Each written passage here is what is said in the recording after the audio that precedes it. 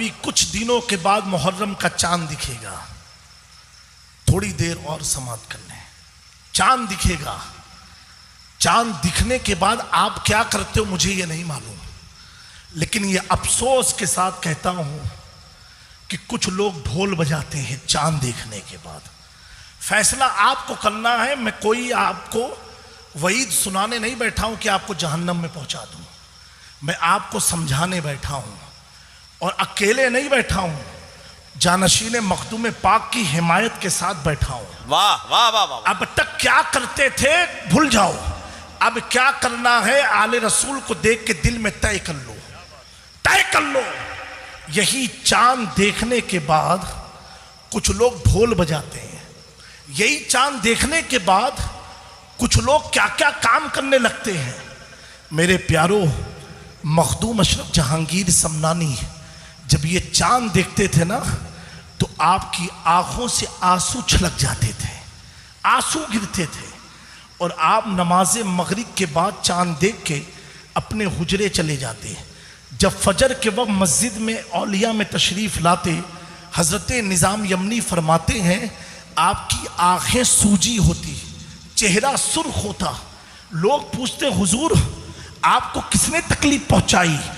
آپ فرماتے ہیں محرم کا چاند دیکھ کر کے مجھے کربلا کے اس بھیانک منظر کی یادیں تازہ ہو جاتی ہیں کہ جن درندوں نے میرے اجداد کا قتل کیا، انہیں شہید کیا، اس منظر کو اپنی نگاہوں کے سامنے میں دیکھتا ہوں، اس لیے میری آنکھوں سے آنسو چھلک جاتے ہیں۔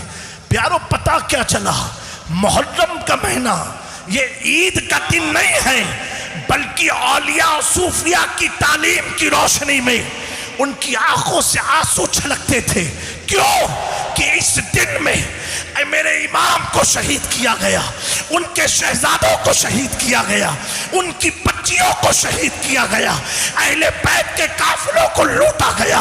ہمیں جن گھر کی شہزادیوں کے بال کو فرشتوں نے نہ دیکھا ہو، ان کے سروں سے رپٹوں کو چھینا گیا۔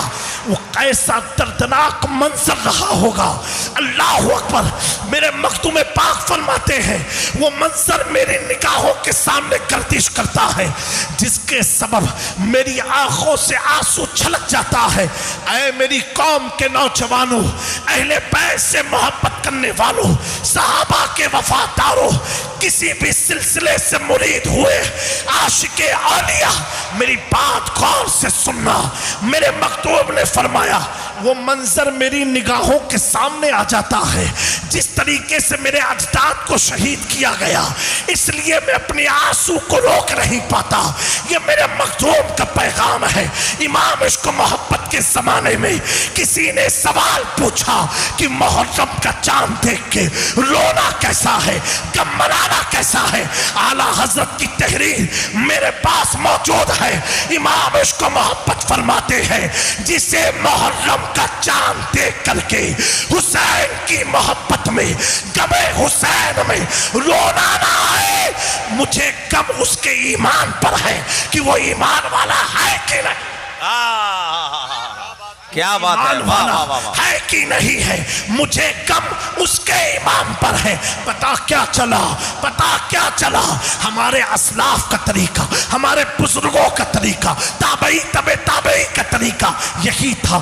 جب کربلا کے چاند، جب محرم کا چاند دیکھتے، کربلا کی تاریخ ذہن میں گردش کرتی۔ ابھی آپ کے بھی علاقے میں 10 روزہ محرم کا پروگرام ہوگا، پوری دنیا میں ہوتا ہے، لیکن پیارو، اے نوجوانوں، کبھی غور تو کرو، امام حسین کے سامنے آنے والی جو لشکر تھا وہ کوئی مشرک نہیں تھا، وہ کوئی یہودی نہیں تھا، وہ کوئی عیسائی نہیں تھا، وہ کوئی مشرک و کافر نہیں تھا، بلکہ کون تھا؟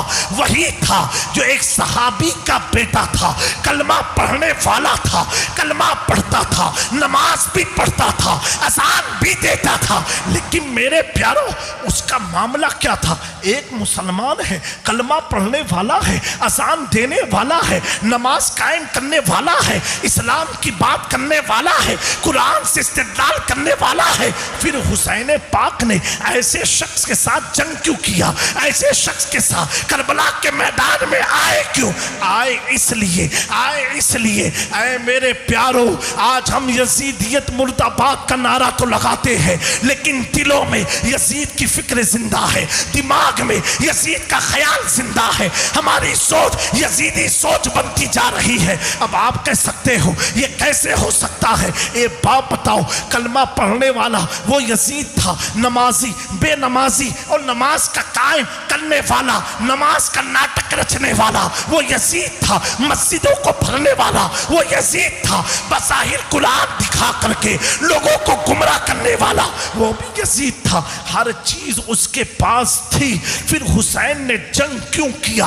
وجہ اتنی تھی کہ اس کے دل میں نفاق تھا، حسین کو نفاق پسند نہیں تھا، اس کے دل میں عیاشی تھی، حسین کو عیاشی نہیں پسند تھی، وہ شراب کو حلال سمجھتا تھا، حسین شراب کو حرام سمجھتے تھے، وہ جوا و سود کو عام کرتا تھا، حسین کا نظریہ قرآن کے مطابق جوا اور سود کھیلنا حرام تھا، اس کے منشے میں ڈھول و تاشا ناچ و گانا تھا، حسین کی شریعت کہتے تھے یہ نانا نے حرام کہا ہے۔ پتا کیا چلا؟ یہ دو فکروں کی لڑائی تھی۔ کیا فکر تھی؟ ایک فکر یہ تھی کہ شراب کو پرموٹ کرو، ایک فکر یہ تھی شراب کو روکو، ایک فکر یہ تھی جوئے کو عام کرو، ایک فکر یہ تھی جوئے کو روکو، ایک فکر یہ تھی ڈھول بجا کر کے ناچ نہ ناچو، ایک فکر یہ تھی ڈھول اور ناچ حرام ہے، ایک فکر یہ تھی عورتوں کے سروں سے حجاب ہٹا دو،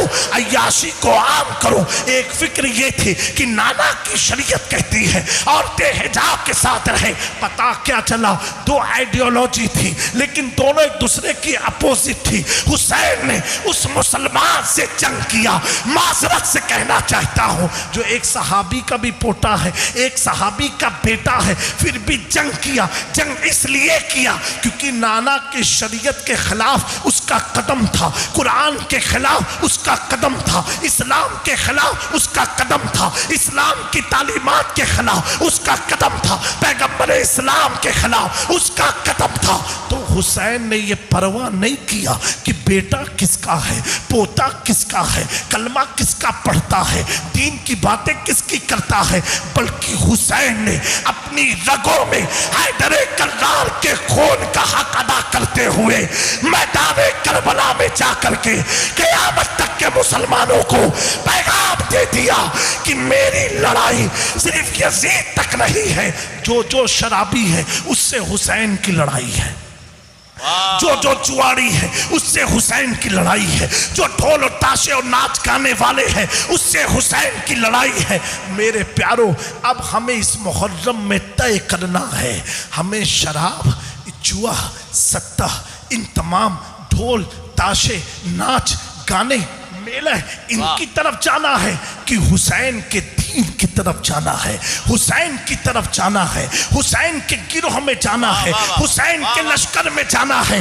اے میرے اللہ کے نبی کے پیارے دیوانوں، پیارے آقا صلی اللہ علیہ وآلہ وسلم نے ارشاد فرمایا، اگر کوئی شخص شراب پی لیتا ہے، کوئی شخص نشے کی کوئی چیز کا استعمال کرتا ہے اور جب تک اس کے جسم میں شراب کا ایک بھی قطرہ باقی رہے گا، حضور فرماتے ہیں اس کی نماز قبول نہیں ہوگی، اس کا کار خیر قبول نہیں ہوگا، اس کا صدقہ قبول نہیں ہوگا، اس کی دعائیں قبول نہیں ہوگی۔ آگے آقا کریم ارشاد فرماتے ہیں اگر اس کے جسم میں شراب کا ایک قطرہ بھی باقی رہا اور وہ دنیا سے مر گیا، حضور فرماتے ہیں ایسا شخص کافر ہو کے مرے گا، کافر ہو کے مرے گا۔ آپ علماء سے پوچھیں، اگر کوئی شخص بظاہر شراب کا عادی ہے، ایسے شخص کی نماز جنازہ پڑھانے کا بھی حکم نہیں ہے اسلام میں۔ اللہ اکبر۔ کریم آقا ارشاد فرماتے ہیں، حضرت انس سے یہ روایت منقول ہے، آپ فرماتے ہیں 10 لوگوں پر جہنم کی آگ حرام ہے، 10 لوگوں پر جنت اللہ نے حرام کر دیا ہے اور ان پر اللہ اور اس کے رسول کی لعنت برستی ہے، وہ 10 لوگ کون ہیں؟ صحابہ نے پوچھا، حضور فرماتے ہیں شراب بنانے والا، شراب بیچنے والا، شراب خریدنے والا، شراب کو ایک جگہ سے دوسری جگہ پہنچانے والا، شراب پینے والا، شراب پلوانے والا، شراب کی محفلوں کو سجانے والا۔ ارے پیارو، آج کچھ لوگ یہ بھی نادانی میں کہتے ہیں کہ میں نے پیا تو نہیں تھا، صرف مال کو اس شہر سے اس شہر تک پہنچایا تھا، میرا کیا گناہ ہے؟ حضرت انس فرماتے ہیں حضور نے فرمایا اگر کوئی شراب کو ایک جگہ سے دوسری جگہ لے کے بھی جاتا ہے اس پر بھی اللہ اور اس کے رسول کی لعنت برستی ہے۔ 10 لوگ ہیں جن پر اللہ کی اور اس کے رسول کی لعنت ہوتی ہے۔ میرے پیارو، حدیث قدسی ہے، اللہ تعالیٰ فرماتا ہے، حضور اس کی روایت فرماتے ہیں کہ اگر کوئی شخص شراب کے تعلق سے، اللہ اکبر اللہ اکبر، اللہ کی پناہ، اللہ ہم سب کو صراط مستقیم پر گامزن فرمائے۔ اللہ ان حدیث کی برکت سے ہمارے دلوں سے ان چیزوں کی نفرت پیدا فرما دے، اللہ تعالیٰ اپنا قرب عطا فرمائے۔ حضور فرماتے کہ اللہ نے ارشاد فرمایا کہ اگر کوئی شخص شرابی ہے وہ مرنے کے بعد اس کے منہ میں پیپ ڈالی جائے گی، پیپ اسے پلائی جائے گی۔ ایک روایت میں ہے وہ یہودی ہو کے مرے گا، یہودی ہو کے مرے گا۔ اور اللہ تعالیٰ نے فرمایا جو شخص میرے خوف سے اگر شراب کو چھوڑ دے گا کہ اللہ کو نہیں پسند، اللہ فرماتا ہے میں اسے وہ جام پلاؤں گا، وہ مقدس جام جس کا وہ تصور بھی نہیں کر سکتا ہے۔ میرے پیارو، بڑا قیمتی وقت ہے، جن کی معدت تم پر اللہ نے فرض کی ہے، آج ان کا قدم تمہارے علاقے میں آیا ہے۔ سبحان اللہ۔ جب دنیا کی میڈیکل فیل ہوتی ہے، اسی بہار مظفر پور کے لوگ کچوچا کے نیر کا پانی پیتے ہیں، اللہ شفا عطا فرماتا ہے۔ واہ واہ واہ واہ واہ۔ آج اس بارگاہ کے جانشین آئے ہوئے ہیں، ان کی اولاد آئی ہوئی ہے، دل میں ارادہ کر کے اٹھنا کہ مولا اگر ہم شراب نوز باللہ پیتے تھے، آج جانشین مخدوم سمنا کی برکت سے ہم توبہ کرتے ہیں۔ کیا بات ہے، واہ۔ اور محرم کا چاند ڈھول تاشوں سے نہیں، محفل حسین سے زندہ کریں گے۔ واہ واہ واہ واہ۔ نعرہ تکبیر، نعرہ رسالت، فیضان اہل بیت مصطفیٰ، جانشین مخدوم سمنا۔ واہ واہ واہ۔ بلکہ یاد حسین سے کریں گے۔ میرے پیارو، اللہ تبارک و تعالی آپ سب کو ان چند کلمات پر عمل کی ہم سب کو توفیق عطا فرمائے۔ تو نوجوانوں، آپ عمل کریں گے نا انشاءاللہ؟ اور جو بھی مرید نہیں ہوا ہے، موقع بڑا اچھا ہے، بار بار ایسے موقع نہیں ملتے ہیں، یہ موقع اتنا سنہرا ہے، اتنا پیارا موقع ہے۔ لوگ معذرت کے ساتھ تاج جبے کبے لگا کے بھی وہ چمک پیدا نہیں کرا پاتے جو چمک معین المشائخ کی ٹوپی میں آپ کو نظر آتی ہے۔ بولو بولو، صحیح ہے کہ نہیں؟ واہ واہ واہ واہ۔ ارے بولو نا بھائی، آپ دیکھو، چہرہ دیکھو اور تصور کرو کہ میرے حضور کی اولاد آئی ہے، میرے غوث پاک کی اولاد آئی ہے، واہ واہ واہ، میرے مختوم پاک کی اولاد آئی ہے۔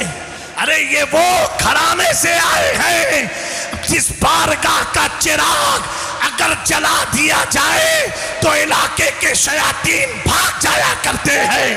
یہ چراغ نہیں، مخدوم کے گلشن کا مہکتا ہوا پھول آیا۔ سبحان اللہ سبحان اللہ، واہ واہ واہ واہ واہ واہ، زندہ باد زندہ باد۔ مرید نہیں ہے، وہ یہ ارادہ کر کے اٹھیں کہ ہمیں جانشین مخدوم سمنا کے ہاتھوں میں ہاتھ دے کے یہ کہنا ہے تیرے ہاتھ میں ہاتھ میں نے دیا ہے، واہ تیرے ہاتھ ہے لاج یا غوث اعظم۔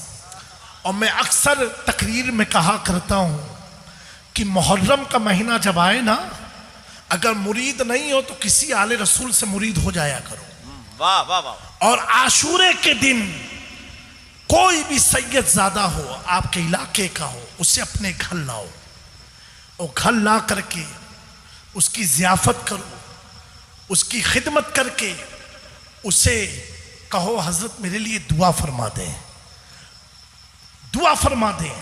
کیوں پیارو؟ کیوں؟ اس لیے جس نسل کو یزید مٹانے چلا تھا، اے اللہ تیرا شکر ہے آج اس نسل کو میں اپنے گھر میں لے کے آیا۔ واہ واہ واہ واہ واہ، سبحان اللہ سبحان اس اللہ۔ فکر کو عام کرو، سیدوں سے معدت کرو، علماء کی وفاداری کرو۔ ان چند کلمات پر اپنی گفتگو کو ختم کرتا ہوں۔ یقیناً مولانا حسنین صاحب کے والد کی یہ مغفرت کے اعلان کا جلسہ ہے کہ اتنے آل رسول آ جائے، یقیناً اللہ ان کی مغفرت فرمائے گا، ان کے درجات کو بلند فرمائے۔ اور ہمارے جو بھائی کے بچوں کے عقیقے کا پروگرام تھا، اللہ محمد ممتاز صاحب اللہ تعالیٰ ان کی اس عقیقے کو بھی قبول فرما کے ان کے بچوں کو اہل سنت پر، مسلک اعلیٰ حضرت پر قائم و دائم فرمائے۔ وما علینا الا البلاغ۔ السلام علیکم، استغفر اللہ ربی من کل ذنب واتوب الیہ۔